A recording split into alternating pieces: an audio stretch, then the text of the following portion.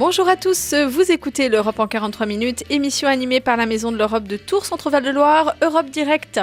Le 13 septembre dernier, la présidente de la Commission européenne, Ursula von der Leyen, a prononcé son discours annuel sur l'état de l'Union européenne. Christine Bousquet, présidente de la Maison de l'Europe de Tours et professeure émérite de l'Université de Tours, décrypte avec nous ce discours. Bonjour Christine. Bonjour Astrid. Je suis ravie de vous revoir Christine. Alors, c'est réciproque. Dans un premier temps, Christine, est-ce que vous pouvez nous parler un petit peu de la présidente de la Commission? Qui est-elle? Quel rôle joue-t-elle? Alors, c'est un personnage que nous connaissons. Nous avons tous vu et entendu Ursula von der Leyen. Donc, c'est une Allemande. Elle est d'origine allemande. Elle est présidente de la Commission. Et c'est quelqu'un d'important, d'abord parce que c'est le visage de l'Europe. Lorsqu'on regarde l'Europe, aujourd'hui, si on fait un petit sondage dans la rue, je crois que tout le monde connaît Ursula von der Leyen. Les autres, c'est nettement moins ça. Donc, c'est la présidente, c'est-à-dire qu'elle elle représente la Commission européenne partout. Mais elle n'est pas présidente de l'Union européenne en tant que telle. Non, parce qu'il n'y en a pas. Il n'y en a pas. Il n'y en a pas, et parce que les chefs d'État et de gouvernement estiment qu'ils sont beaucoup trop importants pour qu'il y ait une présidente ou un président. Donc, ils ont nommé une marionnette qui s'appelle Charles Michel, qui est le président du Conseil européen, mais que personne ne connaît. C'est le petit chien des chefs d'État et de gouvernement, Charles Michel. Et puis, voilà, donc celle qui est importante. Et en fait, cette fonction, elle est importante depuis Jacques Delors. C'est une fonction qui existe depuis l'origine. Depuis 1957, il y avait un président. Mais c'était des gens qui n'étaient pas connus, qui étaient dans les mains des chefs d'État et de gouvernement. Donc, il a fallu que Jacques Delors soit président de la Commission européenne. C'est quelqu'un qui avait une certaine culture, une certaine force politique, qui s'en laissait pas compter par les chefs d'État qui fréquentaient depuis longtemps, et donc qui a imposé pendant 10 ans, finalement, un nouveau visage à la Commission. Il a imposé le sien, et ça a été un moment très, très important. Même si, du point de vue institutionnel, on ne peut pas dire que la période de l'or a été un bouleversement. Aujourd'hui, il y a un véritable bouleversement en Europe depuis la dernière élection européenne et la nomination de la commission qui est en fonctionnement, parce que pour la première fois dans l'histoire de l'Union européenne, la commission, et notamment la présidente, a été élue. Elle a été choisie par les chefs d'État au départ, mais il a fallu passer sous les fourches caudines du Parlement européen. Et donc, ça veut dire que quelque part, cette dame, Madame von der Leyen, représente 450 millions de citoyens. Et c'est la première fois. Parce que Delors, il n'a pas été élu par le Parlement, il a été nommé par les chefs d'État. Et donc là, c'est quelque chose de nouveau. Elle est, du point de vue démocratique, c'est absolument essentiel. Et alors, on peut ne pas être d'accord avec elle, on peut ne pas l'aimer, on peut tout ce qu'on veut. Mais il n'empêche quand même que quand elle parle pour 450 millions de citoyens. Ça lui donne plus de légitimité, en fait. Ça lui donne une sacrée légitimité. J'étais un peu méchante sur Charles Michel. Enfin, Charles Michel, quelle est sa légitimité? Il n'y en a aucune. Et d'ailleurs, personne ne le connaît. Vous demandez dans la rue Charles Michel, tout le monde va chercher si c'est pas un dernier chanteur dont on a oublié le nom. Voilà, il n'est pas connu. L'autre personne qui est importante, c'est le vice-président, c'est le haut représentant, Joseph Borrell. Bon, il est très gentil, Monsieur Borrell, mais enfin, il est rangé des voitures. Dans les cercles fermés, personne ne le connaît. Il est trop vieux, personne ne le connaît. Bon, voilà. Donc, celle qui est importante, c'est Ursula von der Leyen. L'autre personne qui a eu de l'importance, c'est l'actuelle présidente du Parlement européen. Elle aussi, bien sûr, c'est très important. Ce sont des gens importants. Mais moi, je pense quand même que c'est une véritable révolution. L'élection de la présidente ou du président de la Commission européenne par les députés. Alors, c'est une élection à plusieurs niveaux, une élection compliquée, comme seule l'Europe sait faire. C'est-à-dire que chaque État va avoir un commissaire, parce qu'on n'a pas encore renoncer à avoir un commissaire par État. alors que le sens du... C'est un peu le syndrome, vous savez, des copropriétés, des syndics de copropriété, des réunions de copropriété, où chacun défend son appartement au lieu de défendre l'ensemble de la copropriété. C'est un peu ça, hein, c'est un peu le problème au niveau de l'Union européenne. Donc, on a un commissaire par pays. Il faut que chaque commissaire soit élu à la majorité qualifiée, c'est-à-dire 15 États sur 27 et 65% des votants. Hein, ce qui est quand même pas rien. C'est pas rien. Parce que, avant, on ne jurait que par l'unanimité. Sur quel sujet peut-on être unanime? Et d'ailleurs, sur quel sujet faut-il être unanime? Je pense que dans une démocratie, c'est toujours extrêmement dangereux, l'unanimité. Donc, moi, je suis très contente qu'on passe à la majorité qualifiée. Donc, majorité qualifiée, 15 États pour éviter et 65% de la population pour éviter que des petits pays, et ceci dit sans aucune morgue du tout, ici Malte, Chypre, des pays qui sont en termes de population et de poids économique et politique pas tout à fait représentatif de l'Union, l'emporter, ça serait un peu gênant. Donc 15 sur 27, ça veut dire qu'il faut, et 65% de la population, il faut qu'il y ait beaucoup d'Européens qui soient représentés. Moi, je trouve que c'est plutôt une bonne chose. Donc, chaque commissaire doit être élu. Mais il doit aussi passer une audition devant le Parlement. Il doit donc passer une audition absolument devant le Parlement. C'est un moment de stress absolu pour eux. Et puis, une fois que chacun a été élu, si chacun a été élu, eh bien, l'ensemble de la commission doit être à nouveau validé par un autre vote du Parlement. L'Europe en 43 minutes sur RCF Touraine. Nous décryptons aujourd'hui le discours sur l'état de l'Union européenne en compagnie de Christine Bousquet. Donc Christine, vous étiez en train de nous parler un petit peu du rôle aussi de Madame van der Leyen, qui est présidente de la Commission européenne et qui a prononcé ce discours. Alors, elle dirige la Commission, elle représente l'Union à l'étranger. Alors, il y a une chose, je pense qu'il faut qu'on le dise, vous avez bien fait de rappeler la date du discours, le 13 septembre, c'est-à-dire qu'on est avant ce qui s'est passé en Israël, avant le 7 octobre.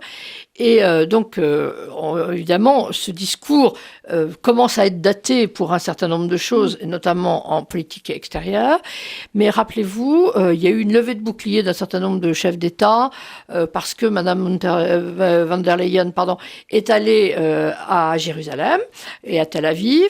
Et pourtant, elle représentait les Européens et je pense que c'était une bonne chose. Alors, tous les bons esprits ont dit « Ah, mais il y a M. Borrell. » Oui, mais enfin, M. Borrell, on l'a pas vu se secouer pour aller faire quoi que ce soit. Donc, c'était très bien qu'elle y aille. Donc, elle représente l'Union à l'étranger, même si elle partage cette prérogative avec le président du Conseil européen, c'est-à-dire le président du Conseil des chefs d'État et de gouvernement, qui est une institution un peu particulière, et puis le haut représentant, qui est son vice-président, qui siège à la Commission.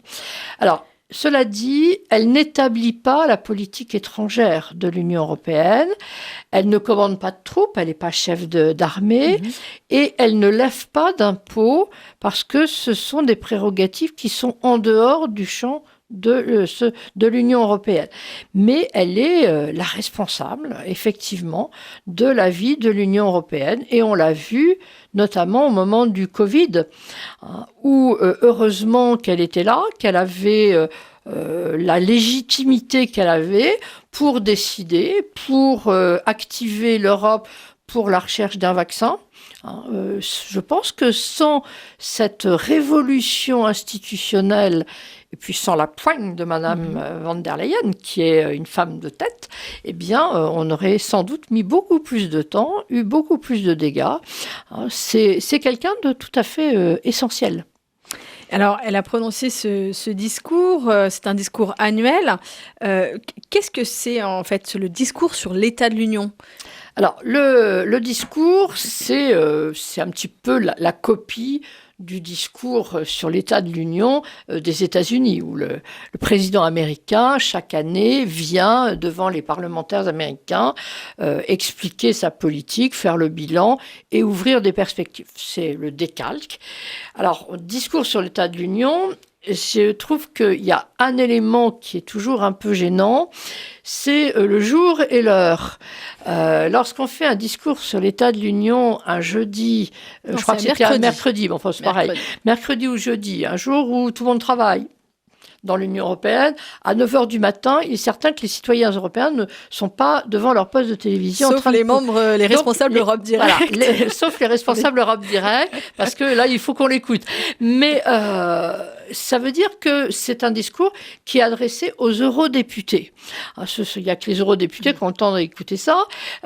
Donc, c'est un discours pour eux. Et je pense qu'il faudrait le spécifier dans le titre. Ça serait plus légitime.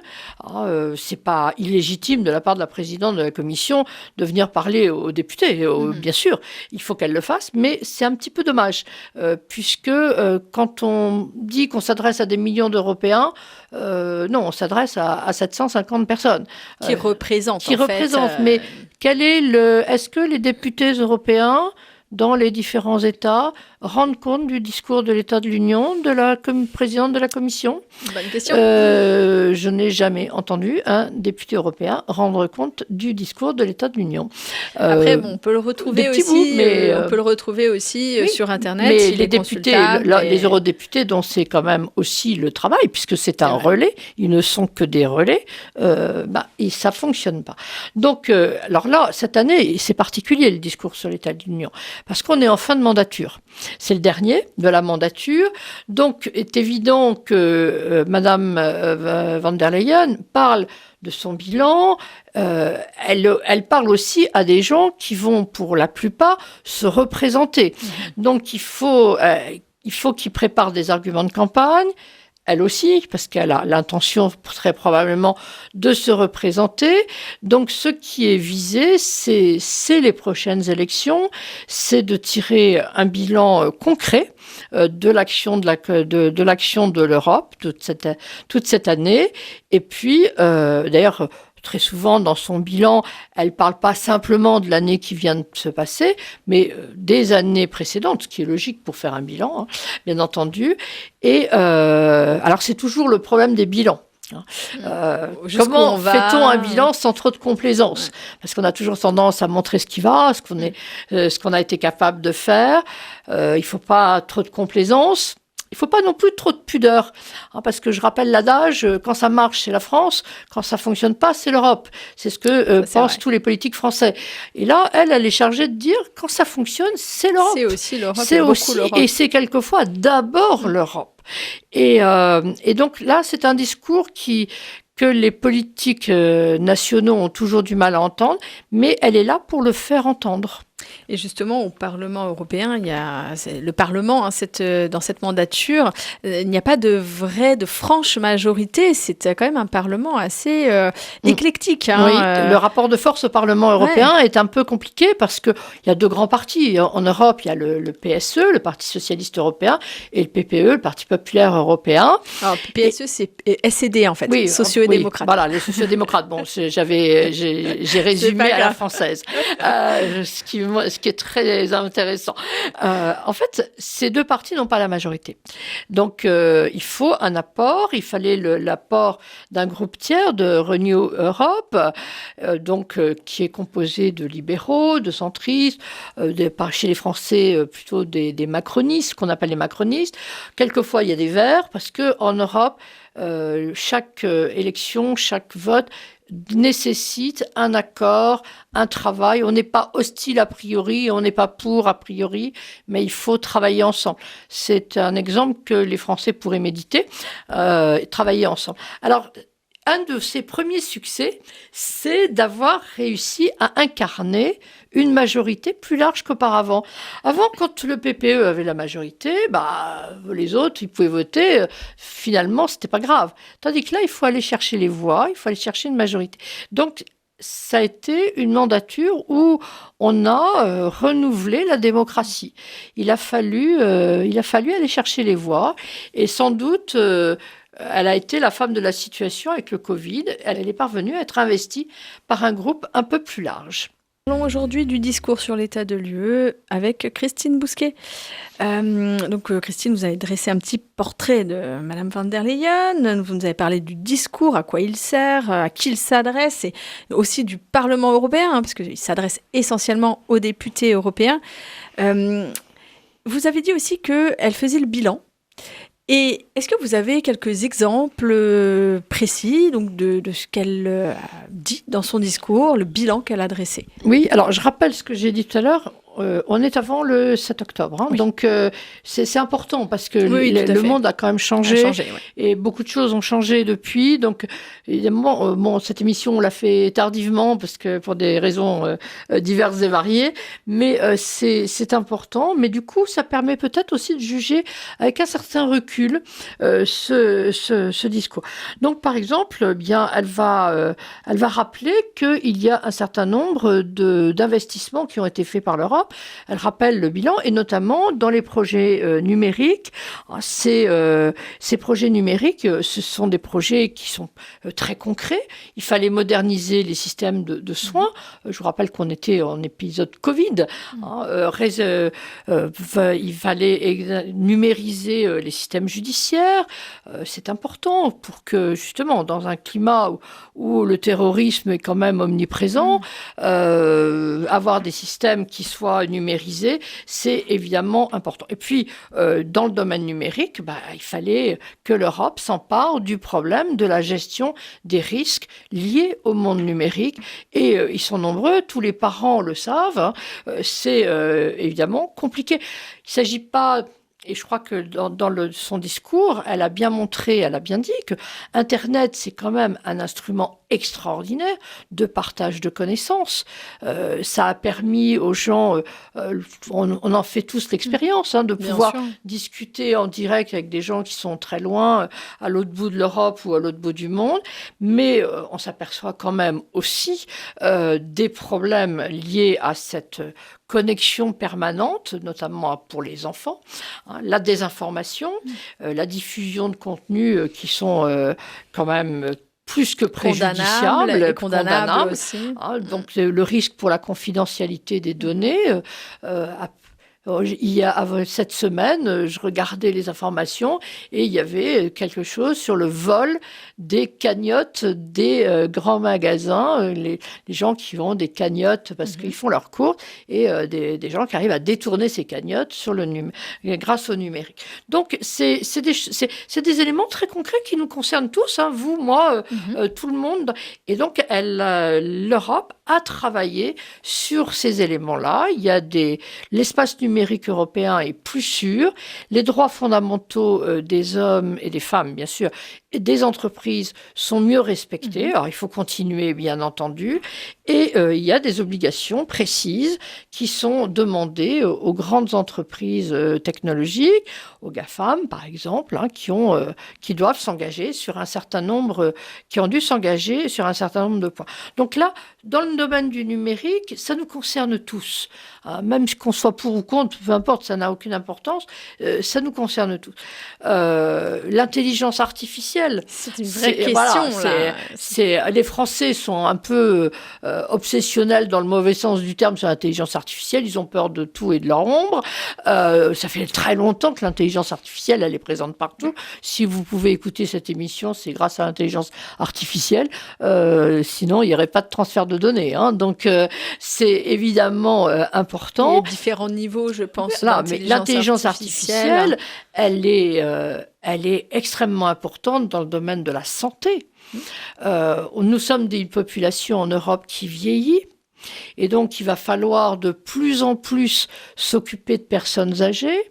Est-ce que nous pouvons concevoir que tous les jeunes Européens vont passer leur vie à s'occuper des plus vieux? Ou est-ce que, grâce à l'intelligence artificielle, grâce à la robotisation, on pourra assurer aux personnes âgées un minimum de soins, un minimum de confort et assurer la vie de tous, c'est un élément. Alors, ça ne veut pas dire, bien entendu, qu'il n'y ait pas des menaces. Il ne faut pas les sous-estimer. L'intelligence artificielle en elle-même, il faut la maîtriser. Et c'est le rôle de la Commission de savoir faire vivre tout ça, de savoir développer la recherche. Nous sommes, en Europe, nous avons de très bons chercheurs, nous n'avons pas assez souvent de moyens pour développer la recherche. Et je crois que l'Union européenne a enfin compris ça. Et son discours, le discours sur l'état de l'Union, montre qu'il y a un gap là qui est en train d'être franchi, où on comprend qu'il faut développer absolument la recherche. Investir aussi dans la recherche. Oui, bien sûr, il faut investir. Ça. Et puis, l'intelligence artificielle, elle est importante dans le domaine. J'ai pris l'exemple de la santé, mais dans son discours, elle rappelle aussi, et c'est évidemment important aujourd'hui, dans le domaine militaire. Quand on voit les drones, l'Ukraine occupe une place dans le discours très importante dans son discours. Moins importante que l'année précédente, parce que l'année précédente, elle était vraiment au cœur du discours. Là, elle y est toujours, mais elle n'a pas axé son discours sur la défense de l'Ukraine, parce qu'elle est actée en Europe, je pense, la défense d'Ukraine, même si elle est toujours à revoir, puisque actuellement, c'est un sujet un peu problématique, mais on se rend bien compte que les drones, qu'est-ce que c'est qu'un drone, si ce n'est de l'intelligence artificielle. Les drones, c'est fondamental pendant la guerre. Et ça va l'être de plus en plus. Donc, elle rappelle cette importance-là. Votre émission sur l'Europe, c'est l'Europe en 43 minutes sur RCF. Nous reprenons notre émission et notre sujet aujourd'hui est le discours sur l'état de l'Union européenne avec Christine Bousquet. Donc Christine, vous nous donnez quelques exemples concrets de ce qu'a dit Madame van der Leyen pendant son discours. Vous avez parlé longtemps du numérique, de l'intelligence artificielle. Il y a l'un des sujets importants, c'est le pacte vert, le Green Deal, oui. qui est quand même au cœur toujours de la politique de cette Commission européenne. Il a été annoncé dès 2019 et là vraiment avec des objectifs assez clair et ambitieux aussi au niveau de l'environnement. Qu'est-ce qu'elle a annoncé, Madame van der Leyen ? Alors, elle a d'abord fait un bilan. Un bilan, c'est important, en rappelant que les objectifs ne sont pas encore atteints. Loin de là, et d'ailleurs, une des raisons, c'est aussi la guerre en Ukraine. Oui. La guerre en Ukraine qui a modifié, qui a des conséquences sur l'énergie en Europe, qui nous a fait prendre conscience de nos dépendances vis-à-vis de la Russie, bien entendu. Mais donc pas que, oui, pas que, mais c'est quand même une dépendance au gaz russe qui est extrêmement importante. Donc, on a le Green Deal, quand elle a parlé du Green Deal, elle a rappelé que nous étions donc dans une période de transition avec des législations environnementales qui suscitent énormément de crispation en Europe. Et d'ailleurs, comme on est dans une année d'élection, elle a donné quand même quelques éléments pour contenter son parti, le PPE, en acceptant, en déclarant une pause réglementaire dans les domaines, dans la législation environnementale. Pour l'instant, il y a 37 textes encore en négociation. Elle a rappelé cette affaire. Donc, il y a quand même du travail. Il y a 37 textes. Et elle se rend compte, et on se rend compte tous, que l'accumulation de textes et de normes pour les entreprises et les agriculteurs pose des problèmes. Alors évidemment, ceux qui sont des écologistes convaincus et pas toujours convaincants voudraient que ça aille plus vite, mais il faut aussi tenir compte de la réalité économique. Il y a des milliers et des millions d'emplois derrière. Donc voilà, c'est un élément important. C'est pas simplement, je crois pas que ce soit simplement électoraliste. Ça l'est, sûrement, mais il faut aussi il faut aussi que les gens acceptent ça. S'ils l'acceptent pas, ça sera pas respecté, donc ça ne marchera pas. Donc, elle rappelle quand même, et ça me paraît essentiel, qu'il faut se défaire de la dépendance aux combustibles fossiles russes notamment. On avait, avant la guerre de la Russie contre l'Ukraine, l'Europe dépendait à 40% pour le gaz des importations russes. Actuellement, ça ne représente plus que 9%. Oui. Donc, il y a eu un énorme effort, quand même, quand on mesure l'effort qui a été fait, c'est très important. Il faut investir, et là, elle a pris l'exemple de l'investissement massif dans l'éolien à l'image du Danemark, en sachant quand même que jamais l'éolien ne pourra remplacer les énergies fossiles. Ce sont des substituts, ça permet de faire des appoints, on peut difficilement aller plus loin. Elle a annoncé également quelque chose d'important, c'est la création d'une banque de l'hydrogène pour bâtir un futur marché de l'hydrogène. Alors, c'est pas simple, l'hydrogène, c'est compliqué à mettre en œuvre, il y a beaucoup de recherches à faire encore, mais l'Europe avance dans ces domaines. Et elle a rappelé que l'objectif, il est à l'horizon 2040, il a été reculé, mais il y a toujours cet objectif de la neutralité climatique. C'est 2050, la neutralité climatique, mais c'est vrai que beaucoup d'objectifs étaient jusqu'en 2030. Et là, elle a dit 2040, 2050, elle a un petit peu changé, mais normalement, c'était 2040. Mais normalement, c'est 2050. J'allais dire, à la limite, peu importe l'année. Oui. Est-ce que vraiment on en est à une année près? J'en suis pas sûre. Certains pays ne pourront pas 2050. La Pologne l'avait déjà annoncé. Et surtout, ce qui me paraît plus important, c'est est-ce qu'on a des objectifs? Est-ce qu'il y a une politique qui avance? Qu'est-ce qu'on veut faire? Après, il faut le réaliser, bien entendu. Il faut que le programme climatique devienne un programme économique, parce que c'est ça le vrai problème. C'est un programme climatique, oui, demain on peut déclarer qu'on ne fait plus que des éoliennes partout. Très bien, mais ça ne fait pas une économie, ça ne nous fera pas vivre.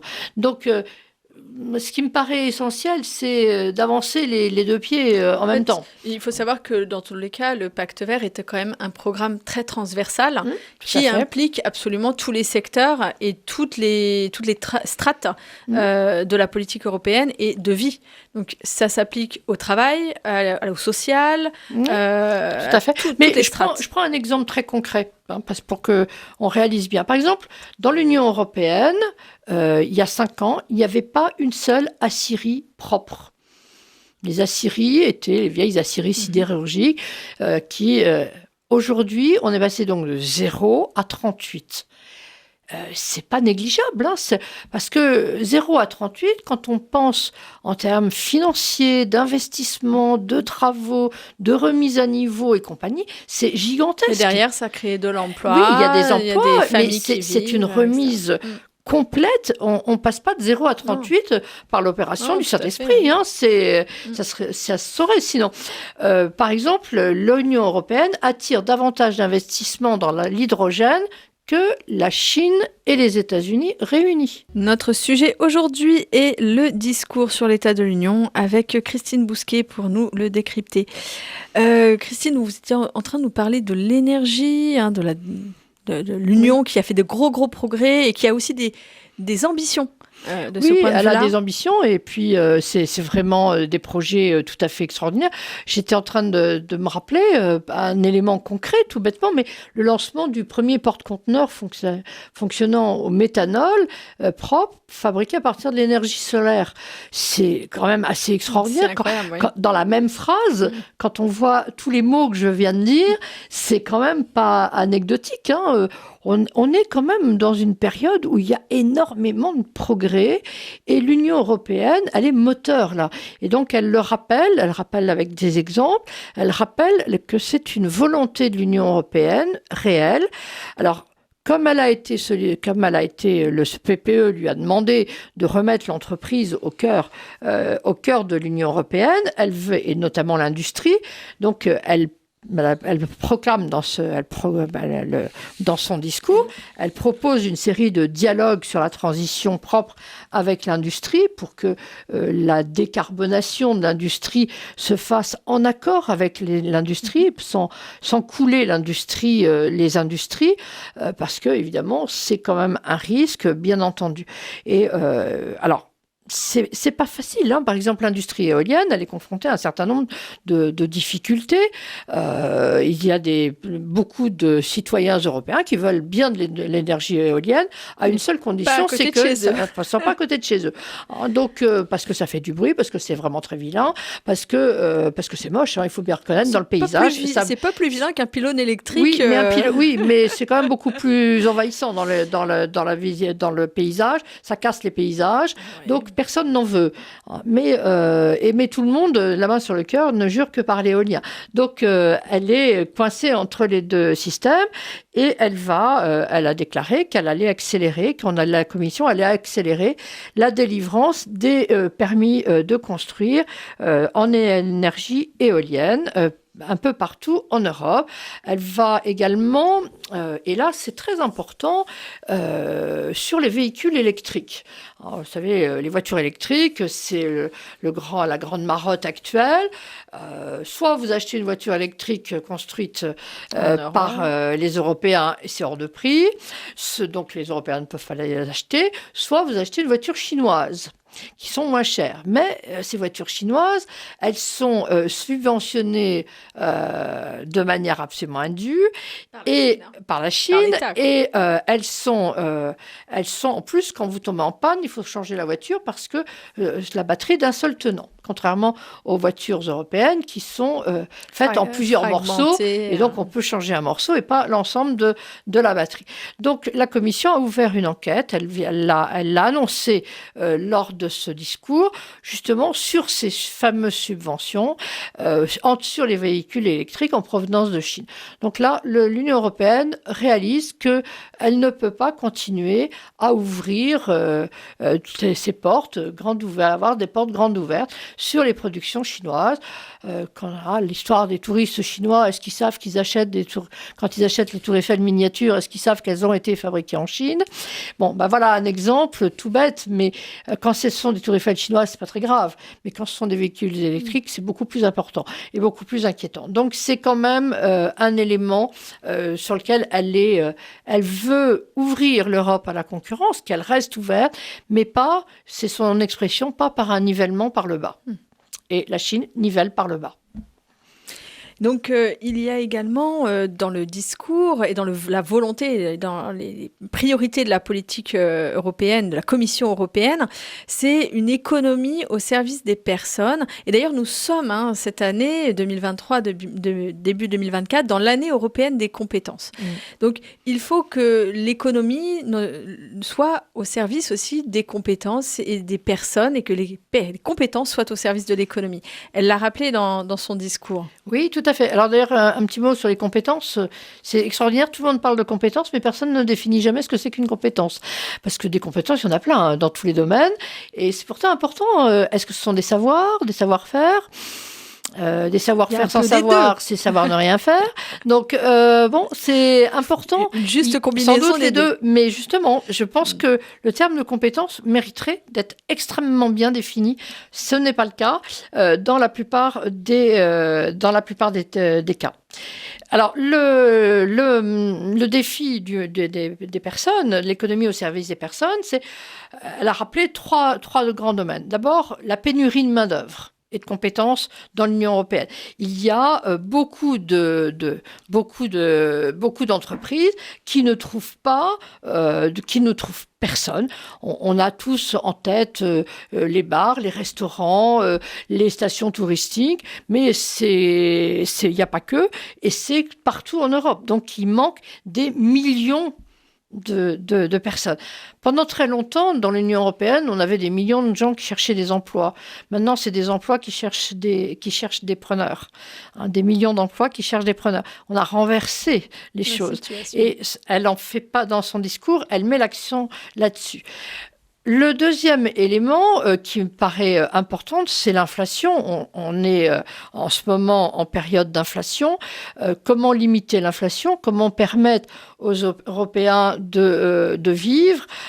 Donc là aussi, c'est essayer de tenir à bout de bras, et ça a été fait pendant le Covid, tenir l'économie européenne à bout de bras. L'Europe ne s'est pas effondrée. Non. C'est quand même assez extraordinaire quand on y réfléchit. On a tous été pratiquement à l'arrêt des productions, et on ne s'est pas effondré. Et même, c'est reparti. Donc, c'est quand même quelque chose d'important.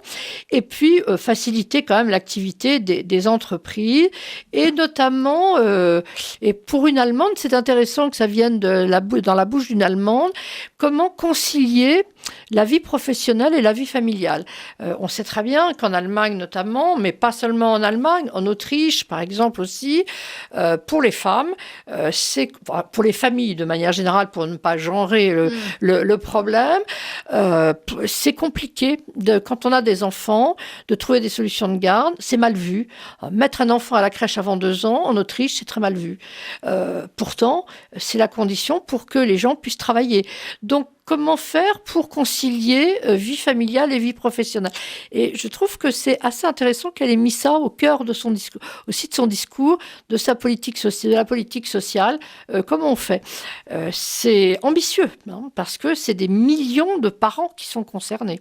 Et à côté de ça, il ne faut pas oublier que la natalité est importante pour renouveler les générations. Oui, parce que l'Europe, de manière générale, on est en chute démographique. Nous, en France, on tient à peu près, mais ce n'est pas le cas du reste de l'Europe. La transition démographique fait qu'on est déjà en recul. Un autre point important de son discours, c'est la place de l'Union européenne sur la scène internationale. Alors, bien sûr, elle a beaucoup parlé du conflit avec l'Ukraine et la Russie. Elle ne pouvait pas encore anticiper le conflit israélo-palestinien qui a repris de la vigueur, mais il y a également aussi les questions de migration qui sont, elles, très importantes et qui restent d'actualité. Oui. Alors, je crois que les relations internationales, la situation du monde, elle est, en ce moment, elle est quand même très préoccupante. Je crois qu'on a rarement, depuis la Seconde Guerre mondiale, on n'a pas connu une situation, à mon avis, aussi grave. Elle rappelle, et je crois que c'est important de le rappeler, que l'Europe a tenu bon.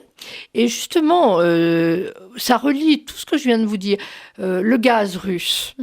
Poutine a délibérément utilisé le gaz comme une arme. On le sait très bien. On a eu peur d'une panne généralisée, d'une crise. On avait d'ailleurs connu dans l'histoire de l'Union européenne, les années 70, quand même le premier choc pétrolier. Et rappelez-vous, l'année dernière, on était persuadés que nous n'aurions pas assez d'énergie pour traverser l'hiver. Finalement, l'hiver s'est passé, nous avons eu de l'énergie, nous avons trouvé comment faire, nous sommes parvenus. Et pourquoi on y est parvenu? Pourquoi? Parce que l'Europe a été unie. Il n'y a pas 50 solutions. Parce que le marché européen a fonctionné. Parce qu'on a été unis. Parce que les achats d'énergie, les demandes ont été mutualisés. Donc, je pense que c'est quand même un exemple important. Nous sommes un marché de consommateurs de 450 millions. Nous sommes un énorme marché parce que, en qualité, nous sommes les plus riches au monde. On est plus riches que les Chinois, plus riches que les Indiens. On est plus nombreux que les Américains.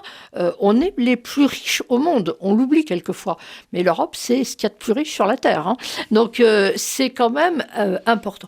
Et donc, cette masse critique que représente l'Europe, c'est important, bien on le retrouve dans les problèmes des relations internationales. Alors, comment faire? D'abord, avant de parler peut-être des problèmes, on peut peut-être voir les soutiens. Les soutiens. L'Union européenne, pendant ces 4 ans, a développé des partenariats clés avec les États-Unis, bien sûr, mais j'allais dire ça, c'est une valeur sûre. Ça va de soi. Mais l'Australie, le Japon, mais aussi en Amérique latine, en Afrique.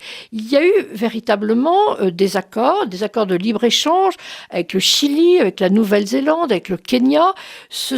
L'Union européenne a développé largement ces partenariats. Donc c'est important. Et puis l'Inde, l'Indonésie, le Mexique, tout ça est important. Alors maintenant, sur l'immigration, on sait très bien que c'est actuellement un élément essentiel. Comment faire?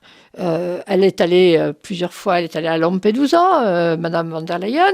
Elle sait bien quels sont les problèmes.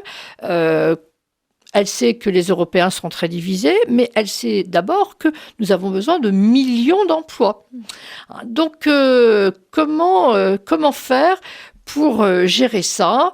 Alors, il y a des corridors économiques qui sont créés. Le corridor économique Inde, Moyen-Orient, Europe, qui répond aux nouvelles routes de la soie chinoise. C'est assez intéressant, bien entendu. Donc, des connexions. L'immigration, chacun vit sa vie, en fait. Chaque pays, quand les Italiens appellent au secours les autres Européens, qui répond vraiment à l'Italie? Personne. Personne ne répond vraiment à l'Italie ou à la Grèce. Donc, elle rappelle que pour qu'il y ait une immigration maîtrisée, utile, et puis quand même solidaire, parce qu'il faut quand même se rappeler que les 3/4 de ces gens qui viennent, c'est pas marrant d'abandonner sa maison, son pays, sa vie. Ils viennent parce qu'ils meurent de faim, parce qu'ils n'ont plus d'avenir. Je pense qu'on l'oublie. Alors bien sûr, là-dedans, il y a des gens qui viennent avec de très mauvaises intentions, qu'on lutte contre eux, bien sûr. Mais s'il n'y a pas une politique unitaire européenne là-dessus, on n'y arrivera jamais. Parce qu'on sera dépassé, forcément. On sera dépassé. 1 milliard d'Africains, on sera dépassé. Donc, il faut absolument lutter, et c'est ce qu'elle a rappelé. L'Union européenne veut lutter contre l'immigration illégale, lutter contre les passeurs, qui sont vraiment des types épouvantables. Les passeurs, c'est des gens qui méritent d'être mis en prison et vraiment partout.